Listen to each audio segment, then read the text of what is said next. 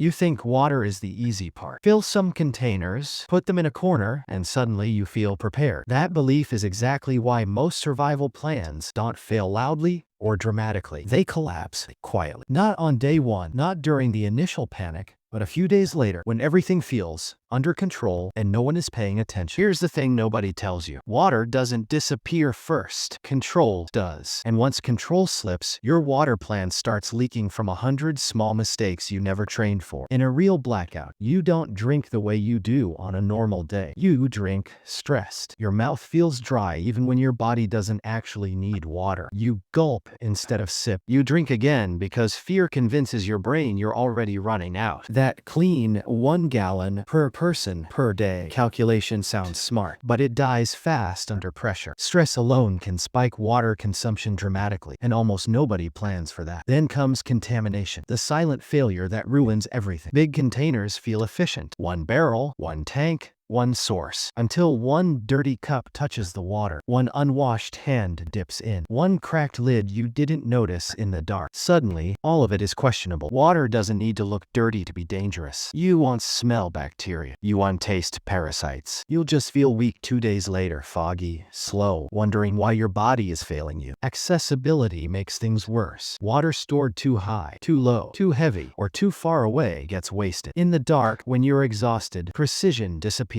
Containers tip, water spills, and now you're drinking less, not because there's no water, but because using it feels risky. Dehydration doesn't announce itself like in movies. It feels like irritation, poor judgment, mental fatigue. You make worse decisions without realizing your brain is already compromised. That's when psychology destroys survival plans. Once people sense water is limited, behavior changes instantly. Hoarding begins. Rationing turns emotional. Someone always drinks more, just in case. Trust inside families cracks long before outsiders become a problem. Filters don't magically save you either. They clog. Flow slows. People get impatient. Steps get skipped. Just this once becomes a habit. Boiling water burns fuel, time, and attention. Fuel runs out. Fire attracts attention. And boiling doesn't fix chemical contamination anyway. Here's the truth most people never prepare for. Water problems are rarely about supply. They're about behavior under stress. Multiple small containers beat 1 big one. Redundancy beats volume. Habits beat gear. People who practice controlled water use survive longer than people who hoard. And the final mistake, the dangerous one, is assuming water needs stay constant. They don't. Heat increases demand. Fear increases demand. Illness drains supplies fast. 1 sick person can destroy a water plan in days. Survival isn't math. It's humans under pressure. And water doesn't fail because it's gone. It fails because we lose control.